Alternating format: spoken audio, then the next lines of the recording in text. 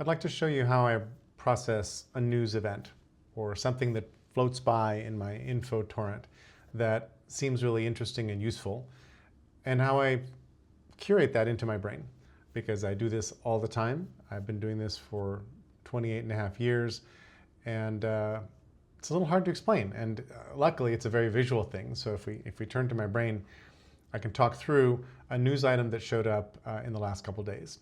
Now, I've known about Peter Baker, the New York Times reporter, for a long time. These are all articles that Peter Baker wrote. So Jimmy Carter opts for hospice care, JFK assassination witness breaks his silence, et cetera, et cetera. He's married to Susan Glasser, who is also a journalist, wrote for Politico, and here are some of her articles. But I had no idea that they had a son named Theo Baker.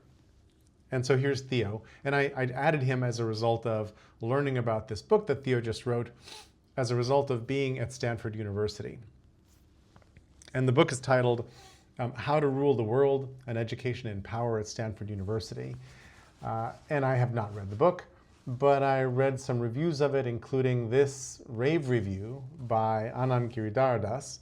Now, Anand I've been following for a while. I just loved his talks to the Aspen Society about how philanthropy is a lifestyle business, and so on and so forth. I think he's done a terrific job of trying to expose what's happening. But he really, really loves this book about how to rule the world.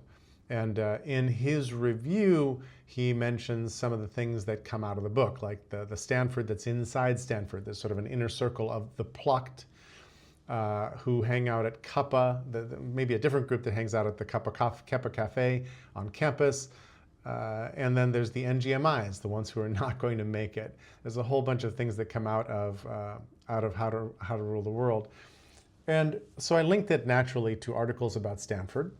Here's Stanford University. Here are many of the departments. They have a civic online reasoning department, civic, liberal, and global education, a freshman course that some people take. This is just stuff that's wound up in my brain about Stanford, created by Leland Stanford, who was a former U.S. Senator and the head of the Southern Pacific Railroad, one of the famous founders. His son, Leland Stanford Jr., et cetera, et cetera. So if I go back to the article, and by the way, I'm clicking at the bottom here. You'll notice this is like a breadcrumb trail. Every time I click on a new thought, it gets added to this list and scrolls off to the left. At the top of my screen is a pin board. So here are things that I actually leave up there for a while. So for example, here's the year 2026. Every year, as you'll see, here's 2025. These are all the things that happened in 2025 that were kind of noteworthy, that paint the year for me. This is all just my perspective on what's happening in the world. And you'll notice also there's a scroll bar down here. This is only not quite halfway through all the things that I noticed to remember for 2025.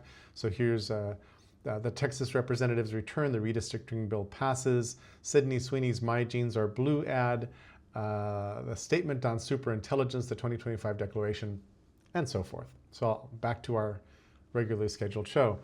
So How to Rule the World points up to Silicon Valley's bro culture. And I've got several different things about that, which is under articles about Silicon Valley. And actually, I'd like to connect articles about Silicon Valley also to how to rule the world. So I'm just going to do that. Now I've added articles about Silicon Valley. So it's not just under Stanford, now it's under Silicon Valley, and specifically their bro culture. And I then, just this morning before recording this, created a new thought because I realized I'd seen a couple articles but kind of missed what they were. So I created this new thought this morning: exorbitant packages for Gen AI talent. I have that under exorbitant executive compensation, which is a concern I've had for a long time. So here's income inequality in the United States. US executive comp has gone overboard. When did I put this in? 2013. So here's the date down here. In 2013, I put in the thought, US executive comp has gone overboard. And here are articles. Here's a New York Times article, Overpaid or Worth Every Penny. A Wall Street Journal article, Money for Nothing. Another journal article, It's Good to be CEO Again, Stocks Rise and So Does Pay. Also people, here's, by the way, when you see a thought that's in this purple color, that's an opinion. When you see a thought that's in yellow, that just means there's a collection of things here. Come look. Yellow is just to draw the eye. Purple is actually my opinion. So executives created insane comp packages with short-term stock payouts. Boards went along, which is one of the ways that we snipped bankers' and investors' responsibility for long-term outcomes, which is one of the ways we snipped long-term relationships in finance, paving the way for the global financial crisis, all of which I posted online as this playlist of 3 videos that I titled Snip, where that my thesis is that we cut long-term relationships harming society. And that's just a little digression from how to rule the world, because exorbitant pay packages are what's happening on campus in Stanford. And it appears that if you don't get plucked in your freshman year and then maybe get lured to go start a startup, whatever the heck you want to do, they'll just drop money on your head. You might not be good enough to make the cut. You might not become one of the plucked, and then you just sort of play out your time at Stanford and graduate as a normal person. The whole thing is a really interesting dynamic.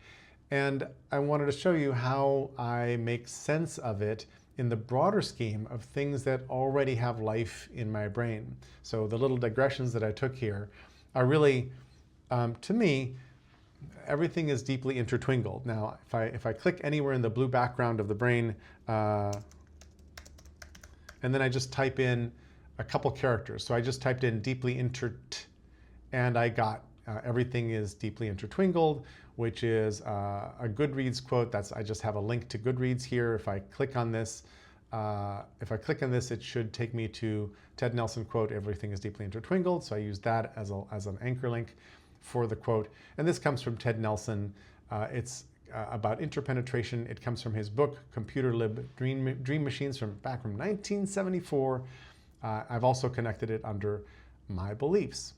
So my beliefs that everything is deeply intertwinkled are played out in this piece of software called the brain, which I've been using for 28 years. With that, come back. I'll be doing more things like this.